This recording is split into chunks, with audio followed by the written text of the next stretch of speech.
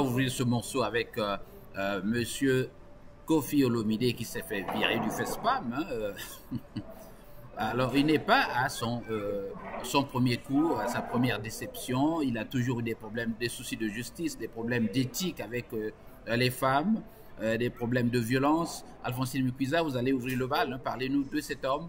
Et voilà, c'est à vous. Oui, bonjour, Monsieur Jean-Lewis, bonjour, le professeur Ntiba et bonjour, Christian Noah. Justement, alors le problème d'éthique, c'est une grande question en Afrique. Hein. Quand vous voyez tous ces grands artistes, comme on les appelle là-bas, comment ils se comportent, en fait, c'est le reflet également de la société, cette société qui n'est pas régulée. Hein. Donc, où chacun, selon ses moyens, se comporte comme il veut. Donc, on a bien vu ce monsieur par rapport à sa violence contre les femmes.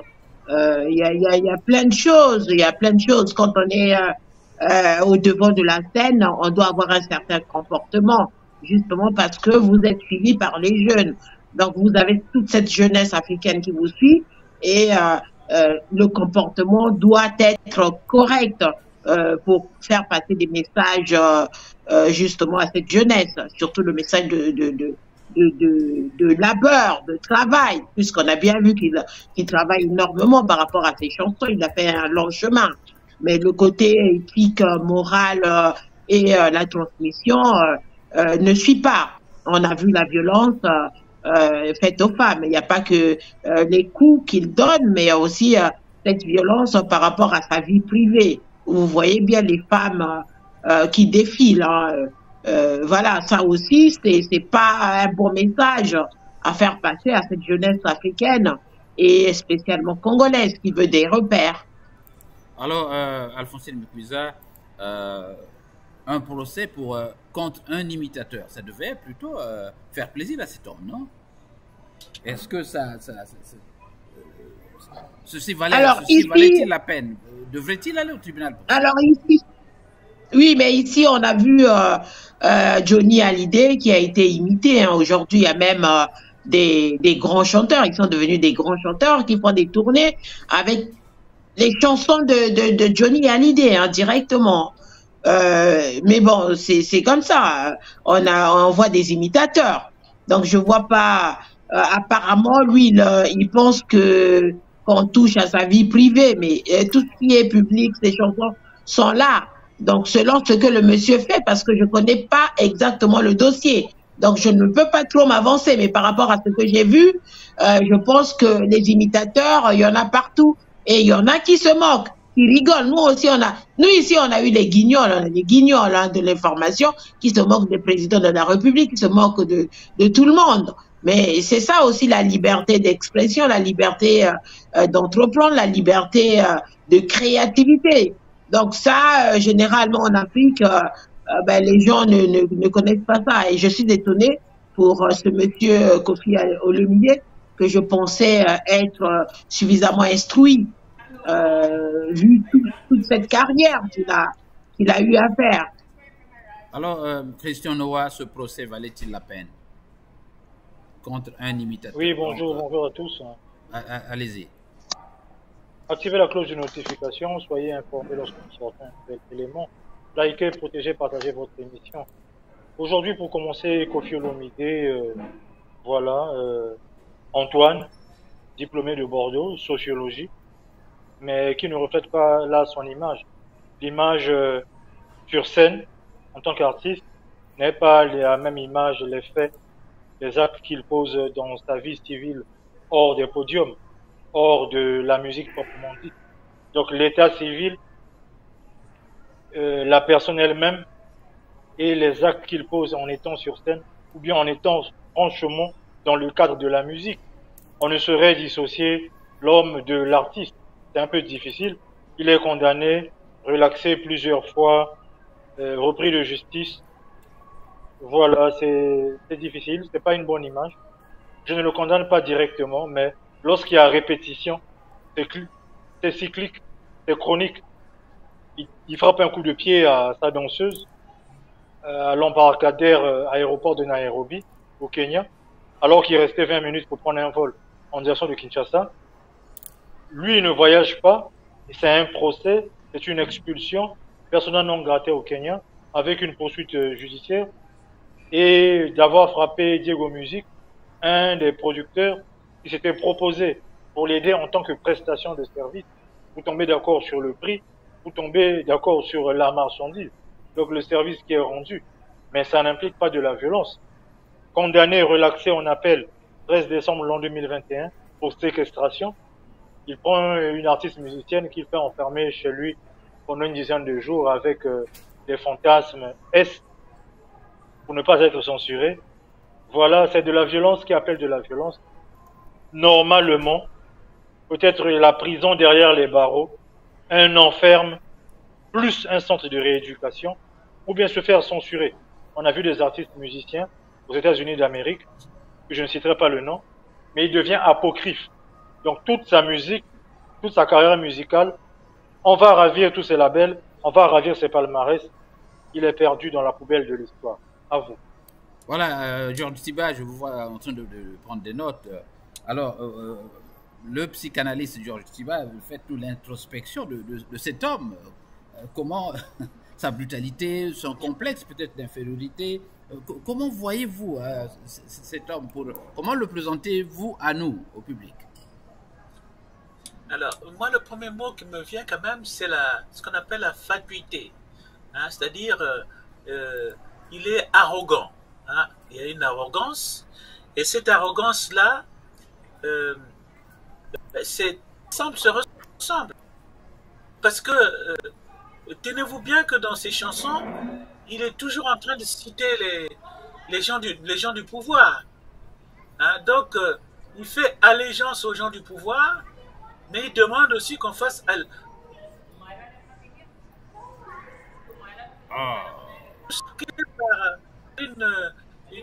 une arrogance, mais qui peut être générée deux types de comportements. Le premier type de comportement, c'est de fonctionner avec une sorte d'impulsivité. C'est-à-dire, vous ne blessez pas le chef. Et donc, quand vous blessez le chef, il va fonctionner par impulsivité, alors que Ngobé vient de dire qu'il a été à Bordeaux, avec ses études à Bordeaux. Hein? Mais à Bordeaux, il a fait quoi? Des études, on va dire, d'ingénierie. Hein? Normalement, il devait aller travailler dans les mines de diamants et autres. Hein? Bon. Donc, c'est quelqu'un... On dit de lui qu'il a fait des études de sociologie. Hein? Il a aussi fait des études de sociologie, puisque c'était propice, hein, à Bordeaux. Hein? Donc, il a fait tout ça. Il était destiné donc à être quelqu'un qui, ce que j'appelle un repliement réflexif. Donc, c'est quelqu'un qui devrait prendre du recul, qui devrait anticiper. Hein?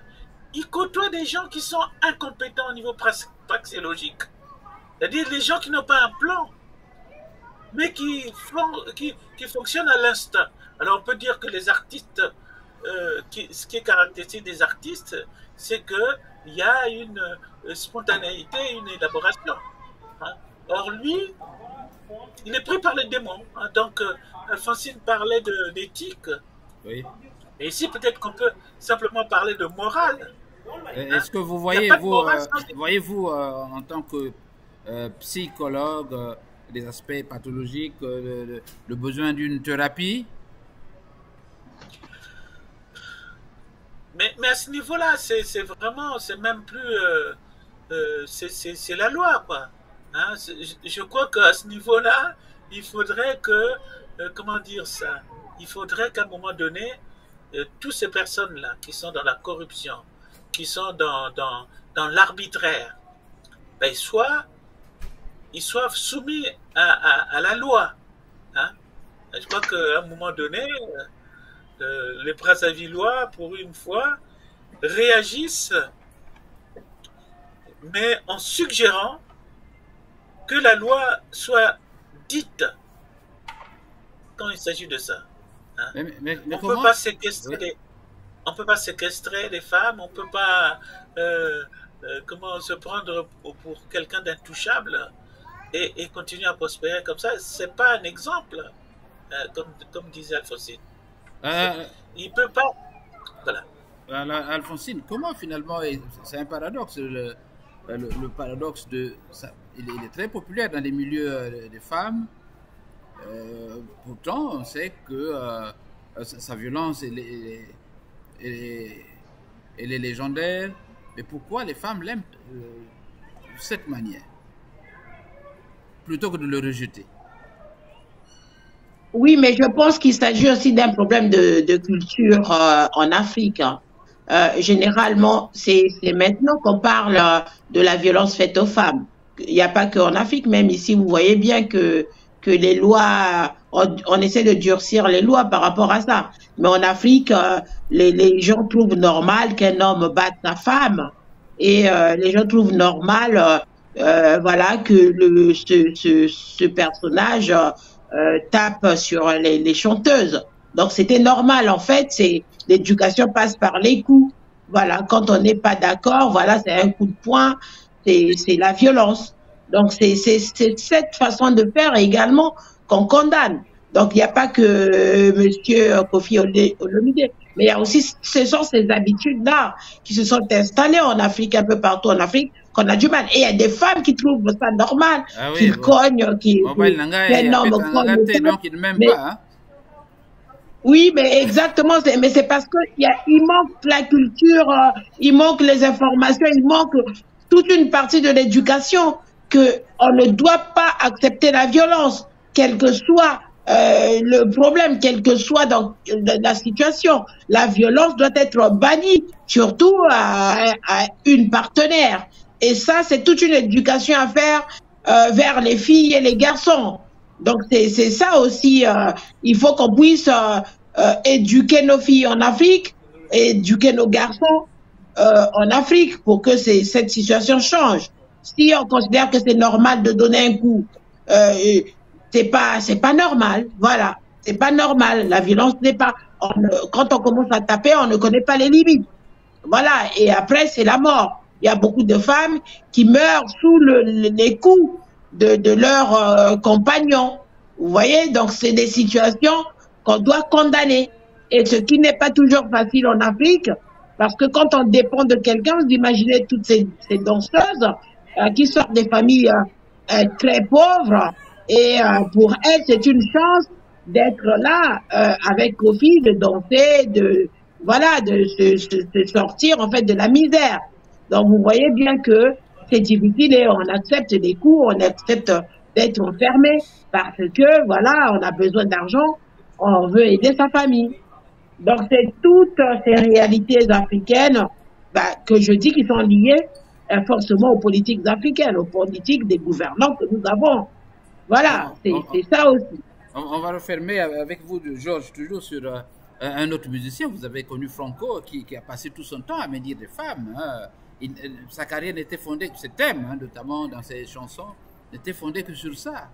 Parler de la femme, mais dans une espèce de dénégation, de répugnance. Mais pourtant, c'était l'homme hein, qui a fait du succès pendant toute sa carrière. Ben oui, ben oui. Mais, comment on appelle ça? Comment comprendre ça qu'il y ait des thèmes dégradants sur la femme et que les femmes soient celles-là qui finalement encouragent le musicien à les chosifier en quelque sorte. C'est ce que vient de dire Alphonsine. Hein? C'est-à-dire que on est là dans l'ordre du mythe. Hein? On est là dans l'ordre du mythe et finalement le mythe devient une personne. Donc le mythe est personnifié hein, par des personnes et puis finalement ça débouche sur le fantasme. Et donc ils ont fait, hein, j'ai vu une ancienne danseuse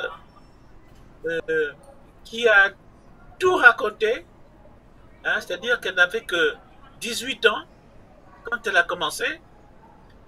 Et quand vous commencez à 18 ans c'est-à-dire vous sortez à peine de l'adolescence, eh ben, c'est toute votre corporalité qui est quand même bafouée. Et en général, je ne sais pas si vous avez observé ça comme moi, mais ça finit à l'église. Hein. Oui. Ça finit, ça devient des chanteuses dans la spiritualité, hein, comme si on devait sortir de ce qu'on appelle, disons, l'immanence pour aller vers la transcendance. Dire quoi? C'est-à-dire qu'on va essayer de rechercher une certaine spiritualité, hein, une certaine spiritualité qui va se finir comme ça. Hein. Vous avez vu celle qui était avec celle qui était celui grand-père là, Bosiane. Oui. Hein? Elle est aux États-Unis là-bas. Hein? Dans une. Je ne sais pas si vous voyez qui de parle. On n'a pas eu écho de ce genre de comportement hein, chez Bosi. Hein. On le présentait comme un homme exemplaire vis-à-vis de ces danseuses, Georges. Oui, homme exemplaire, mais quand même, avec ces musiciens, oui. Ça rejouait la même chose que les Kofi et tout ça. Hein? Quand vous voyez c'est la maladie des musiciens, non? Oui, s'il vous plaît. Ouais. Que veux-tu? C'est le rapport encore. Non, surtout les filles ont peur de parler aussi. Elle c'est ce que j'ai dit tout à l'heure. Elle ne dénonce pas. Voilà, de dénoncer. Oui, on n'a pas de cadre, on n'a pas trop de structure en Afrique qui fassent ce boulot. Il y a quelques associations, mais c'est compliqué. Donc, généralement, on ne parle pas parce que c'est une honte. Généralement, on se dit c'est la faute de la fille ou de la femme, et pourtant, non. Donc, ça, c'est ce qu'on a dit tout à l'heure. Généralement, c'est plus les victimes qui se sentent coupables. Mais du coup, elles se cachent par honte ou, voilà, on ne veut pas perdre ce gagne-pain également. Et il y a aussi le côté, voilà, je sors avec le patron, quoi, l'artiste. C'est ça. C'est ça aussi. Et ça, c'est valable, hein, ce que vous dites dans tous les domaines, bien sûr, Alphonsine. Il s'agisse dans les boulots, les administrations. Il n'y a pas que de la musique. Hein, permettez-moi de conclure. Que ces dames protègent leurs bourreaux, ne veulent pas les dénoncer. Oui, on va refermer ce morceau. Allez-y, Christian. Donc, il y a un problème au niveau des droits d'auteur, la protection des droits d'auteur, et à savoir qu'ils ne sont pas syndiqués, ils n'ont pas de syndicat. Et la musique se mélange rapidement avec de la criminalité. Le comportement de Koffi Olomide, il a hérité des gens avant eux. Donc, grand 1, kleptomane maniaco-dépressif. Il aime se montrer dépressif, ce que lui n'a pas pu avoir, et il condamne les autres. Il y a de la violence qui sort en numéro 4. Il est suffisant, donc il est égal à lui-même, 5. Numéro 6, il y a l'orgueil qui ressort, c'est le trop-plein qui ressort en orgueil. 7, il y a le refus de se repentir. Et le 8, on tombe là dans une toile d'araignée qui est fermée. Et la musique, ce style de musique, va avec de la criminalité. Il a pour amis des chefs d'État, voilà, des grands dictateurs africains, et qui se font défendre par des avocats qui sont justement eux-mêmes amis de dictateurs africains. Koffi Olomide avait choisi, voilà, un avocat français, ami de dictateurs africains pour se sortir de ces problèmes juridiques, judiciaires sans fin.